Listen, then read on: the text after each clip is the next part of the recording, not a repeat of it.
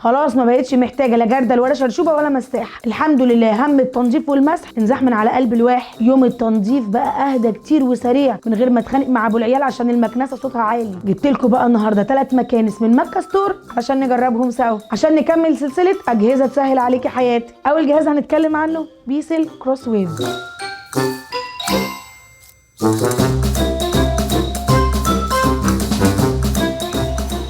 شفتوا المكنسه صوتها واطي، سامعين حاجه؟ ووزنها خفيف زي ما انتم شايفين. في شويه ناس هتسالني فين السلك؟ ما هي ما فيهاش سلك، هي بتشتغل ببطاريه، يعني مش هتلعبك وانا بشتغل بيه، وهتشفط بواقي الاكل والازاز ووبر السجاد والخيوط والشعر من غير ما يشبك في فرشتها خالص، وبتمسح وتنشف الارضيات كمان والزيوت والصلصه، وبتشيل البقع الصعبه بخاصيه التربو بيك، وكمان بتنظف نفسها بنفسها، يعني مفيش غلبه الفك والتركيب. ولو انت بقى امراه عامله ما عندكيش وقت زي حالاتي، فاسالي عن مكنسه بيسل سبوت كلين برو، ملكه ازاله البقع العنيده في اسرع وقت. وكمان فيها ستين بروتكت، ودي بتمنع ان البقع تتجمع على القماش تاني، وبتشيل الروايح والوبر لو عندك قطط او كلاب. واقول لك حاجه، ممكن تنضفي بيها العربيه كمان وتبقي وفرتي على جوزك مشوار المغسله. اما بقى لو عايشه في ليفل الوحش وكل بقعك صعبه، هتلاقي في مكة ستور الوحش ده بيسل سبوت كلين هيدرو سيستم. اشتريها وانت مغمضه وهتفاجئك. بتشتغل بالبخار وبتشيل البقع والدهون ببرامج الفرك والشفط، وكمان بتنشف الحاجه هواء، وبتشتغل على السجاد والبلاط والاحذيه كمان